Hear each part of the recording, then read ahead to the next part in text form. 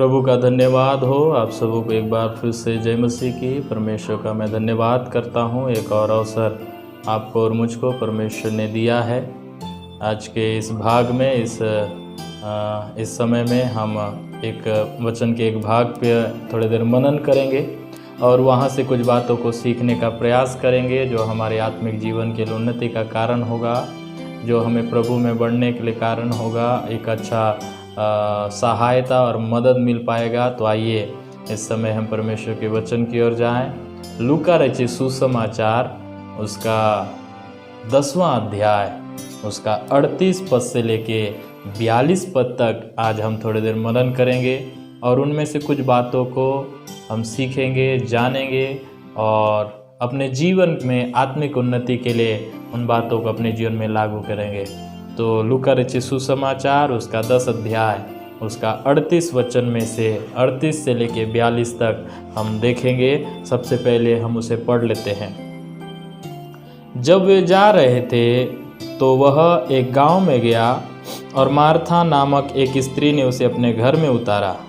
मरियम नामक उसकी एक बहन थी, वह प्रभु के चरणों में बैठकर उसका वचन सुनती थी।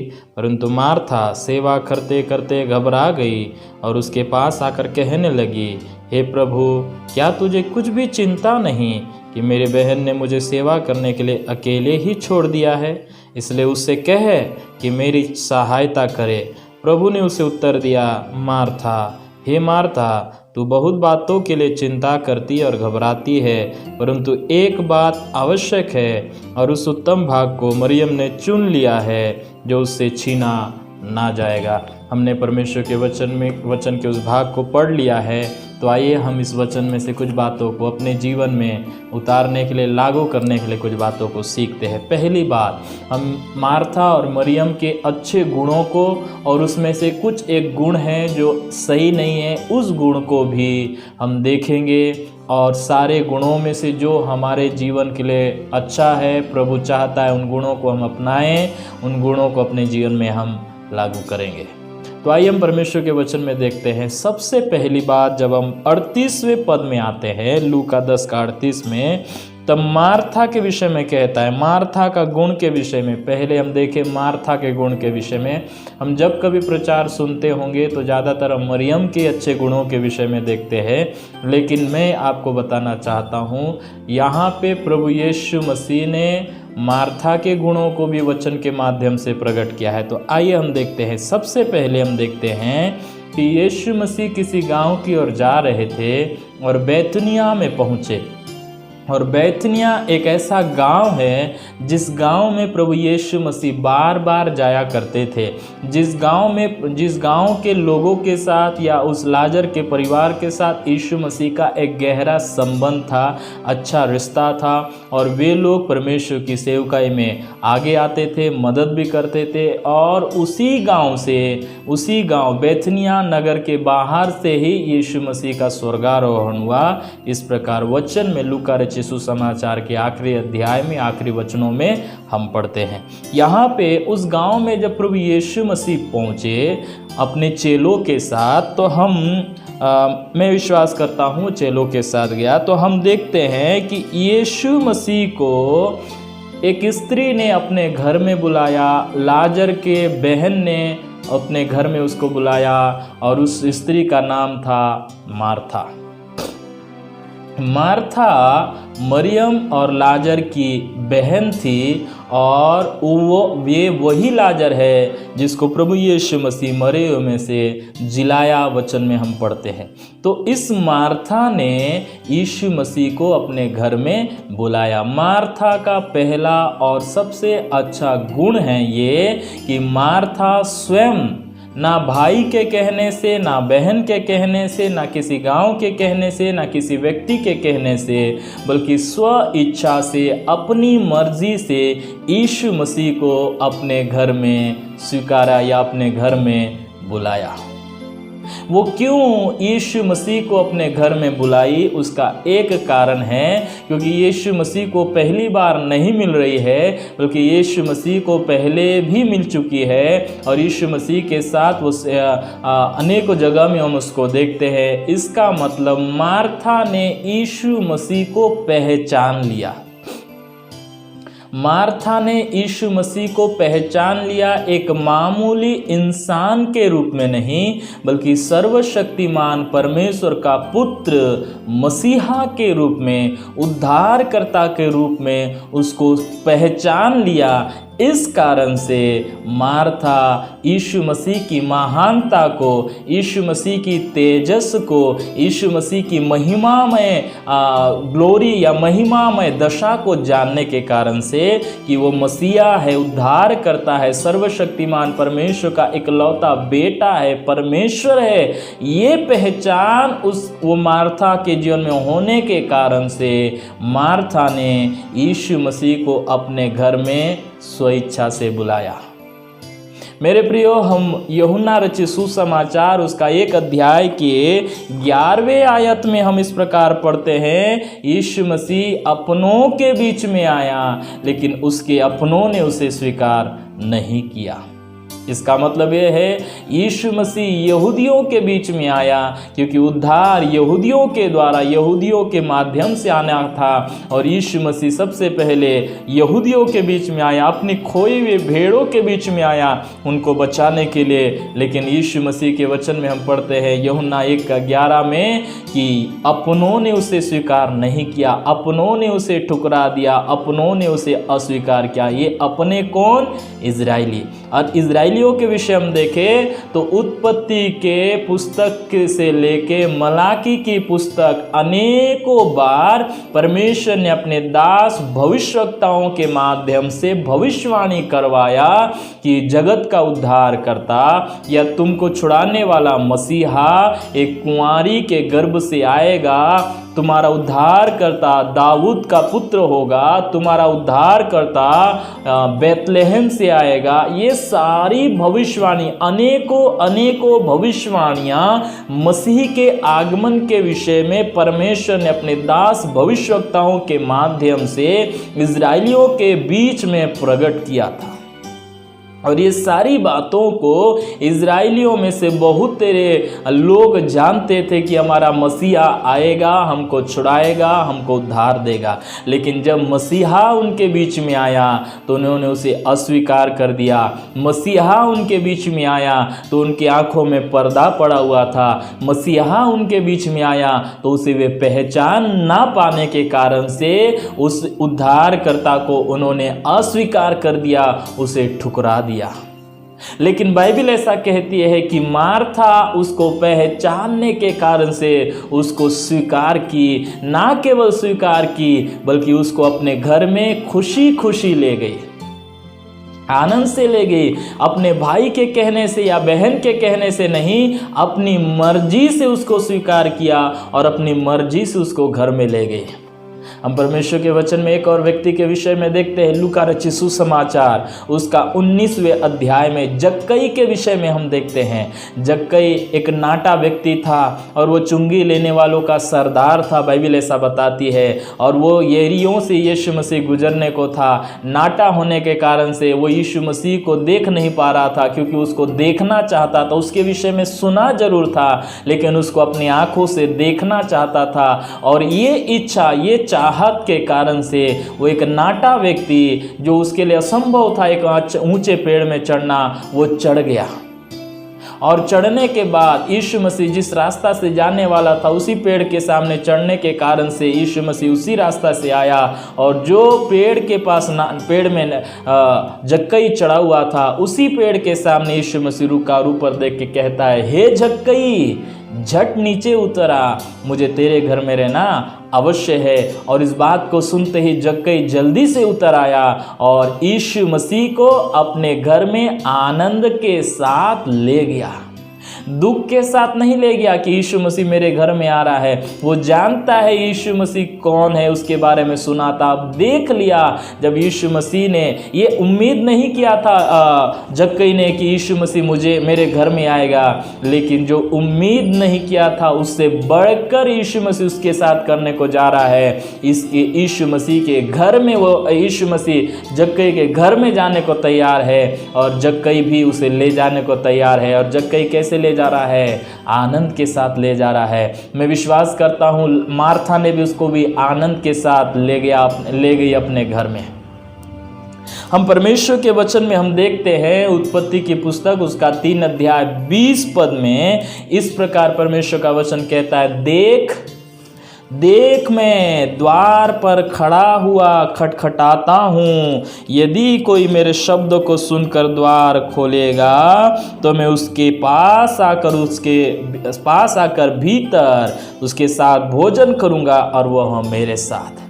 लौदीकिया की कलीसिया से यीशु मसीह कहता है, देख मैं द्वार पर खड़ा हुआ खटखटाता हूँ। देखिए यीशु मसीह द्वार पर क्यों खटखटा रहा है? इस वचन को अक्सर हम अविश्वासी के साथ जोड़ते हैं कि अविश्वासी के दिल के द्वार पर यीशु मसीह खटखटा रहा है, लेकिन जिस समय इस बात को बोला गया वो अविश्वासी के लिए नहीं बोला गया, विश्वासी के लिए बोला गया, कलीसिया के लिए बोला गया, लौदीकिया की कलीसिया के लिए बोला गया।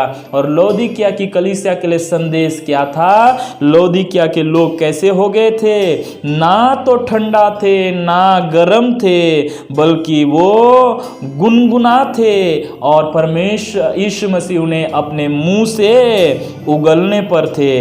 वो कहते थे कि हम धनवान हैं, लेकिन यीशु मसीह उन्हें गरीब के रूप में देख रहा था। वो कहते थे कि हम धनवान हैं, हम धनी हो गए हैं, हमें किसी वस्तु की घटी नहीं है, लेकिन वो घटी से भरे हुए थे। वो अभागे और तुच्छ, कंगाल और अंधे थे यीशु मसीह के नज़र में। इसीलिए यीशु मसीह कहता है कलीसिया के अंदर में, कलीसिया को बनाने वाला यीशु मसीह, जिस यीशु मसीह ने कहा मैं अपनी कलीसिया को बनाऊंगा, सारी कलीसियाओं को यीशु मसीह बनाता है।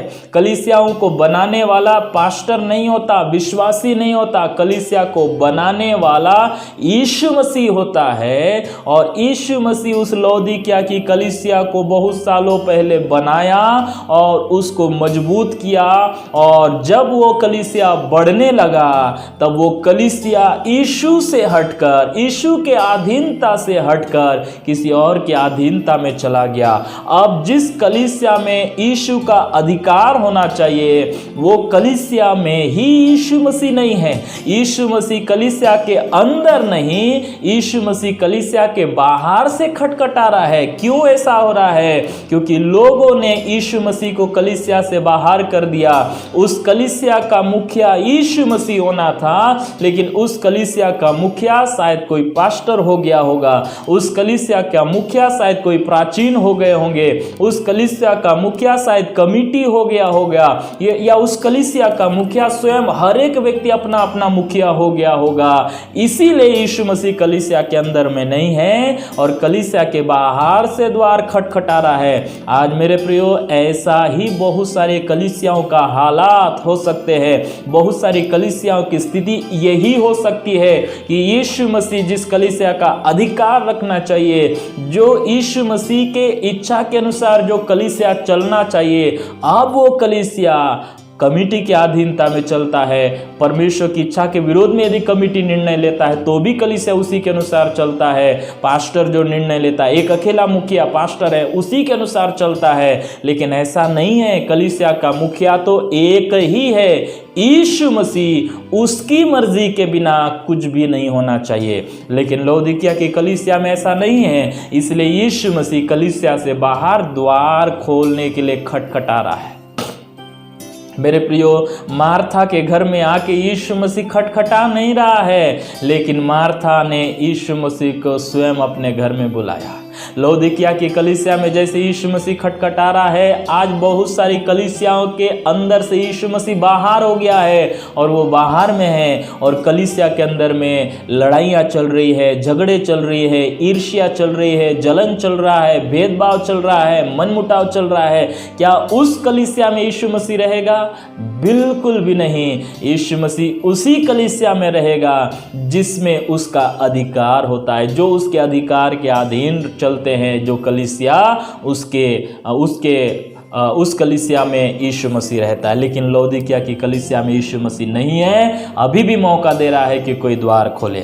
मार्था के घर में, मार्था के जीवन में यीशु मसीह ने द्वार नहीं खटखटाया, बल्कि मार्था स्वयं अपनी मर्जी से यीशु मसीह को अपने घर में बुला रही है। याद रखिए मेरे प्रियो, आपके घर में पास्टर आए होंगे, आपके घर में यीशु मसीह आए होंगे, लेकिन आपके जीवन में यदि यीशु मसीह आना है तो व्यक्तिगत रीति से यीशु मसीह को आप बुलाना है, व्यक्तिगत रीति से यीशु मसीह को आप स्वीकार करना है। मेरे मम्मी पापा ने यीशु मसीह को स्वीकार कर लिया तो मेरा उद्धार हो गया, ये ना सोचे। मेरे बच्चों ने यीशु मसीह को स्वीकार कर लिया तो मेरा उद्धार हो गया, ये ना सोचे। आपको व्यक्तिगत रीति से यीशु मसीह को स्वीकार करना पड़ेगा।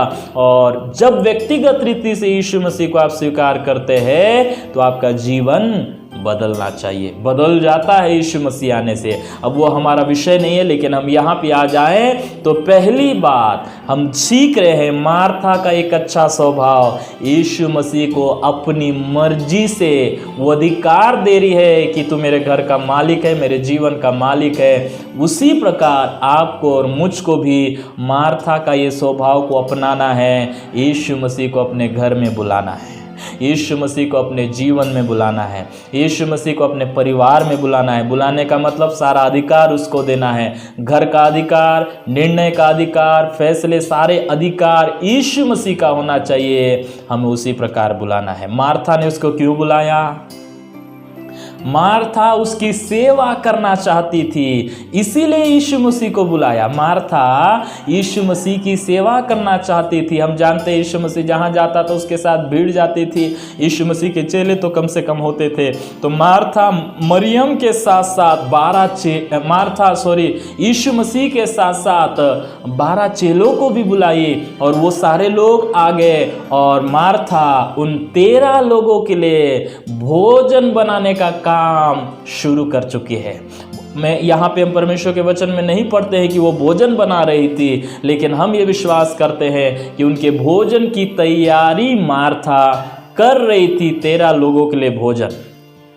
मेरे प्रियो, हम दूसरी बात देख रहे हैं कि मार्था का इच्छा ये है, उसकी खुशी ये है, उसकी दिली तमन्ना ये है कि मैं यीशु मसीह की सेवा करूं, यीशु मसीह की इच्छा की पूर्ति करूं, यीशु मसीह को मैं खुश करूं, यीशु मसीह को मैं प्रसन्न करूं। उसका दिल से एक इच्छा है।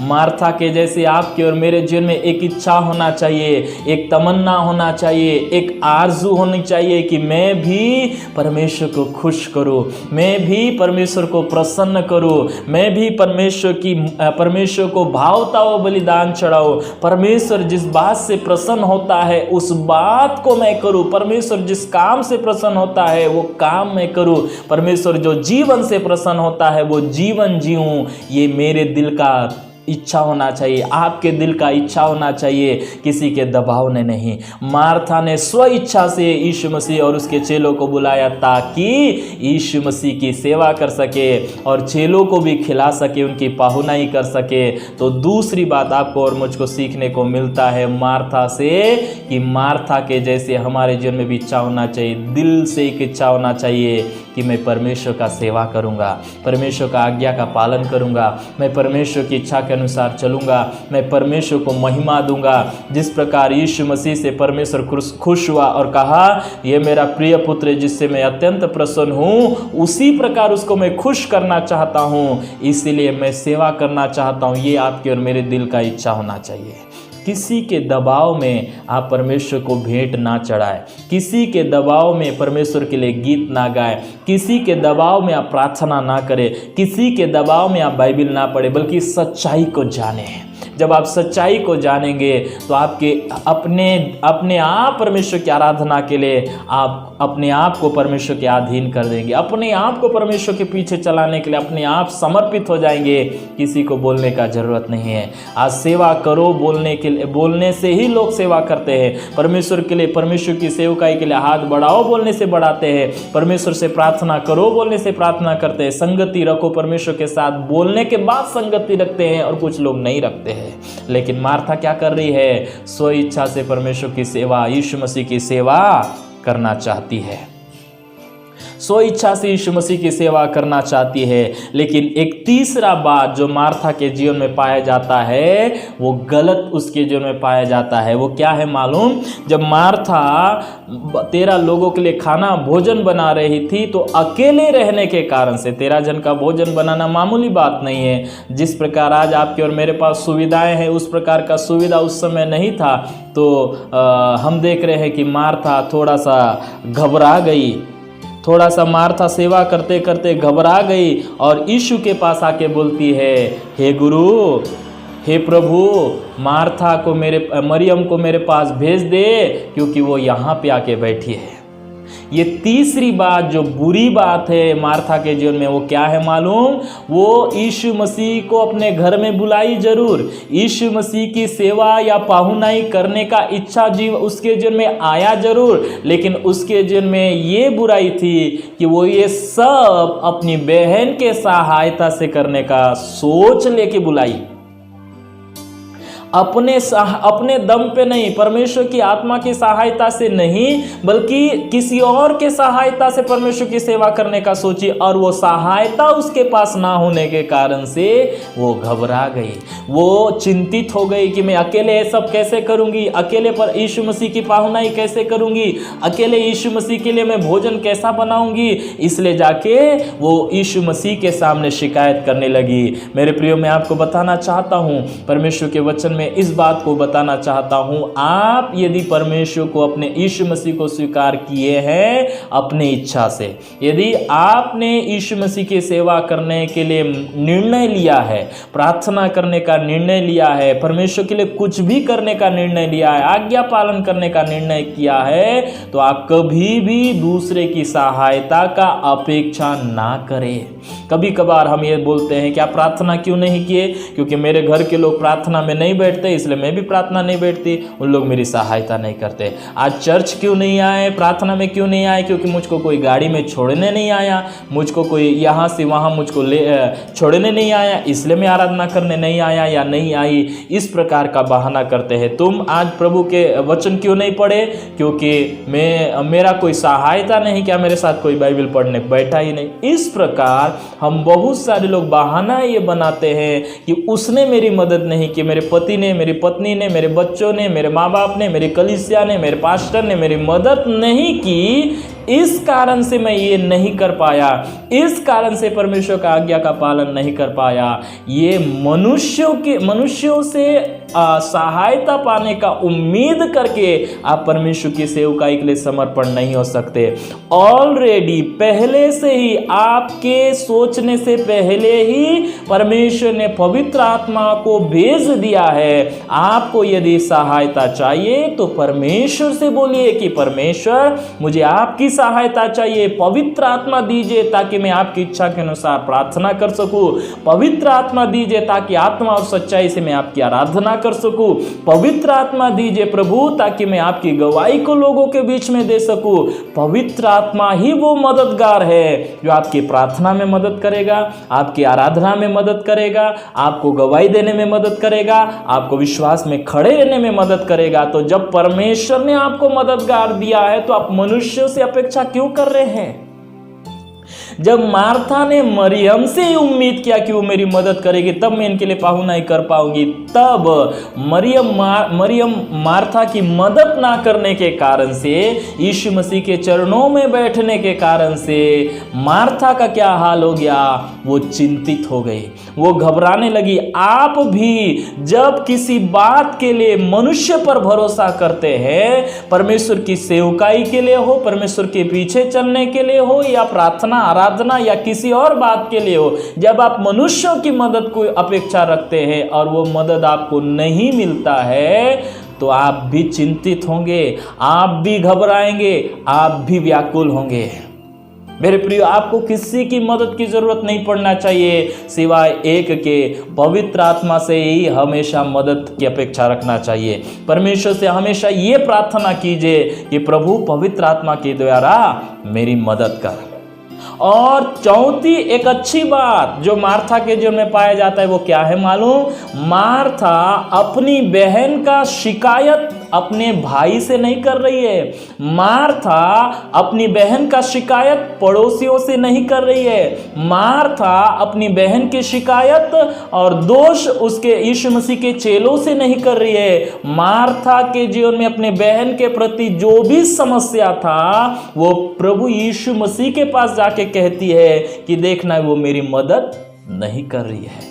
आज यदि हमारे घर में कोई ऐसा व्यक्ति हो जो हमारे लिए मदद के लिए खड़ा ना हो, तो हम उसकी शिकायत कहाँ करते हैं? हम उसकी शिकायत पड़ोसी से करते हैं, हम उसकी शिकायत पास्टर से करते हैं, हम उसकी शिकायत और लोगों से करते हैं, उस पर दोष लगाते जाते, उसको बदनाम करते जाते हैं। लेकिन मार्था के जिनमें एक अच्छा गुण था, अपने बहन से उसको थोड़ा सा प्रॉब्लम थी तो वो प्रॉब्लम को किसी और के सामने डिस्कस नहीं किया, उसके बारे में दोष नहीं लगाया, उसको बदनाम नहीं किया।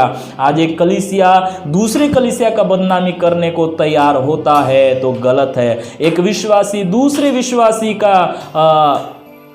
दूसरे विश्वासी को बदनाम करता है तो वो गलत है। यदि किसी के प्रति आपको समस्या है तो तुरंत प्रभु से कहिए कि इसके जन्म में ऐसा गलती है, प्रभु वो गलती को सुधार दीजिए। उसके लिए प्रार्थना करने का जरूरत है, यीशु मसीह से, ना कि मनुष्यों से नहीं। और यदि आप उसको और समझाना चाहते हैं वचन से तो डायरेक्ट उसको समझाइए। यदि आप समझाना नहीं चाहते, आप समझा नहीं पाएंगे, तो आपके लिए प्रभु ने एक पासवान या पास्टर तय कर दिया है, उसके सामने गुप्त रूप में उससे बोलिए कि वो ऐसा कर रहे, आप उनको समझाएं तो उनको समझा सकते हैं। लेकिन हम परमेश्वर के वचन में एक अच्छी भली बात को देख रहे हैं कि मार्था इस प्रकार अपने बहन को बदनाम करने वाली नहीं है। लेकिन आज के विश्वासी पास्टर को बदनाम करते, आज के विश्वासी कलीसिया को बदनाम करते, एक दूसरे के विरोध में यहाँ वहाँ बोलने जाते हैं। लेकिन मार्था का एक अच्छा स्वभाव आपको और मुझको अपनाना है। किसी से शिकायत मत कीजिए, यीशु मसीह से बोलिए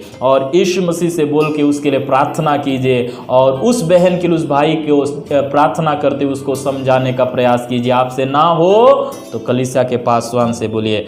आखिरी बात, जो सबसे महत्वपूर्ण बात है, जो मरियम के जीवन में पाया जाता है, प्रभु यीशु मसीह ने कहा, हे मार्था, देखिए कितना अच्छा बात, मार्था घबरा रही है लेकिन यीशु मसीह मार्था को डांट नहीं रहे हैं, बल्कि एक शब्द जो मिठास उसके शब्द में, वो प्यार से समझा रहा है कि मार्था तू बहुत बातों में चिंता करती है, घबराती है, चिंता मत कर।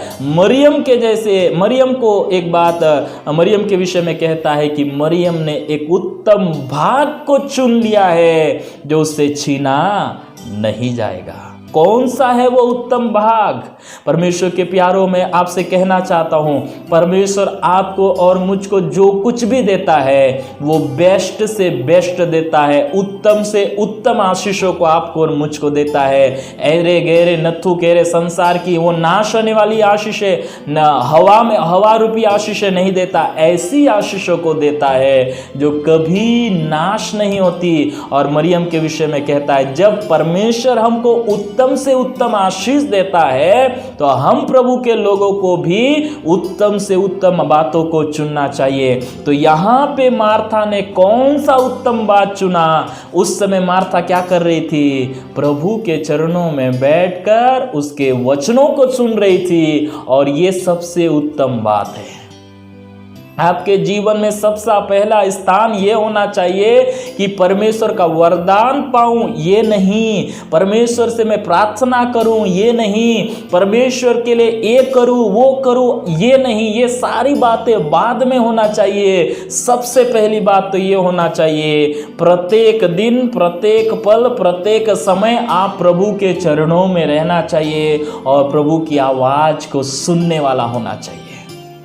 आज हम सेवा करते हैं, आज हम दान करते हैं, आज हम प्रार्थना करते हैं, आज हम बाकी सब कुछ करते हैं, हम बोलते रहते हैं, हम करते रहते हैं, लेकिन प्रभु के चरणों में शांत बैठकर उसकी आवाज को सुनने का प्रयास नहीं करते हैं। प्रभु बोल तेरी क्या मर्जी है ये सुनने का प्रयास नहीं करते। आज हम में से बहुत सारे मसीहों का परिवार, बहुत सारे विश्वासी पासवान या विश्वासियों का परिवार जीवन अस्त व्यस्त क्यों है, चिंतित क्यों है, घबराहट से भरे हुआ क्यों है, व्याकुलता से भरा क्यों है? क्योंकि उन्होंने प्रभु यीशु मसीह के चरणों में बैठ के, पिता परमेश्वर के चरणों में बैठ के उसकी इच्छा को जानने का कोशिश नहीं किया, उसकी आवाज को सुनने का कोशिश नहीं किया। इस कारण से बहुत तेरे कलीसिया का हालत अस्त व्यस्त हो गया है, बहुत सारे परिवारों का हालात अस्त व्यस्त हो गया है,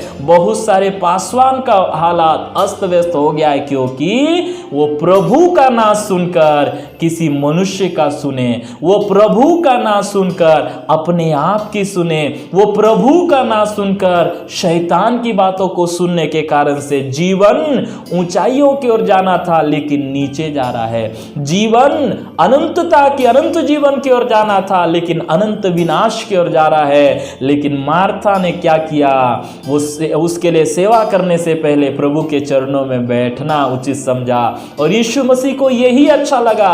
मार्था के जैसे सेवा करने से पहले आपको मरियम के जैसे आपको और मुझको यीशु के चरणों में बैठना है, फिर उससे पूछना है प्रभु मैं आप मुझसे क्या चाहते हैं वो मैं करना चाहता हूं। मैं आपके लिए क्या चाहता हूं वो पहले नहीं, प्रभु आपसे क्या चाहता है वो जानना है। मरियम वो जानने के लिए प्रभु के चरणों में बैठी।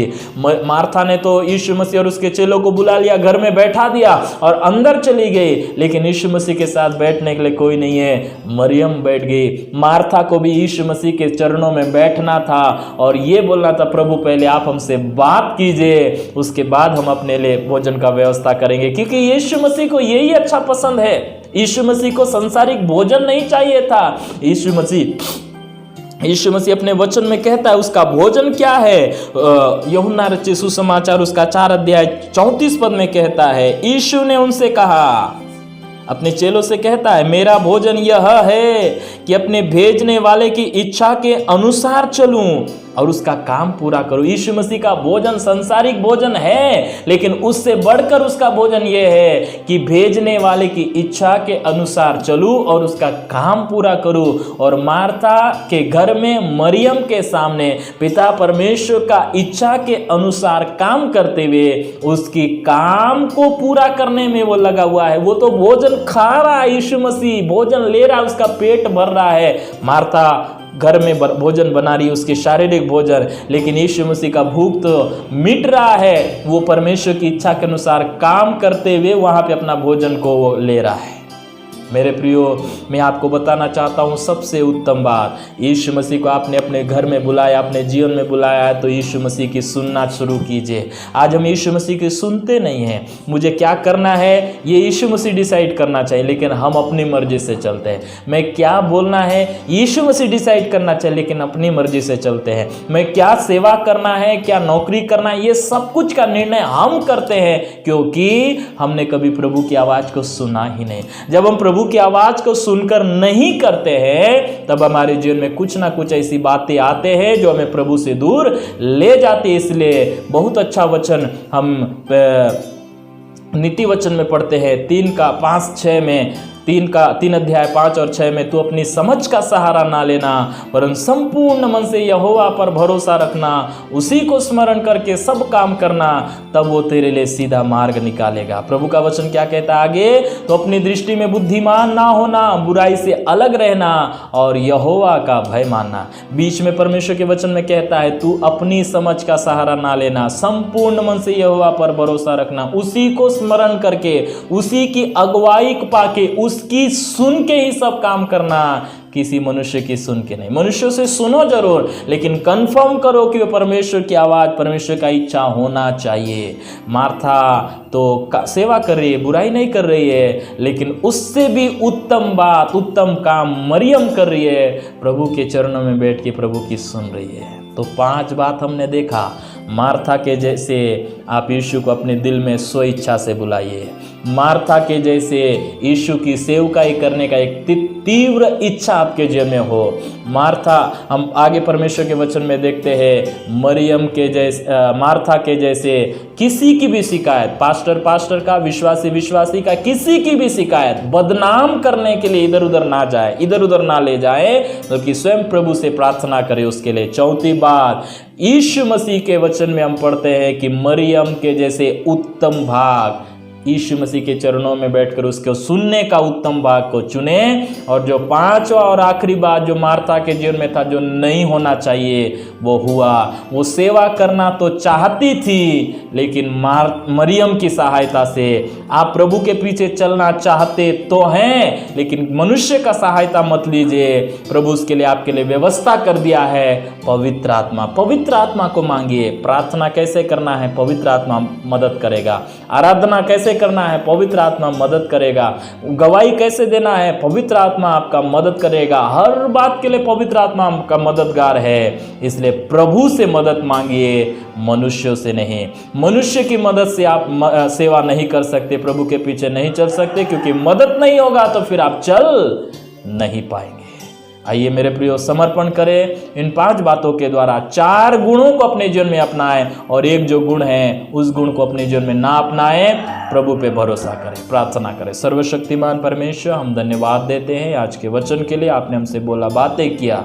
प्रभु जी, मार्था और मरियम की कुछ अच्छाइयों को आपने हमें देखने में सहायता किया। मार्था के जीवन में एक अच्छा गुण नहीं था, उस गुण को भी जानने में सहायता किया।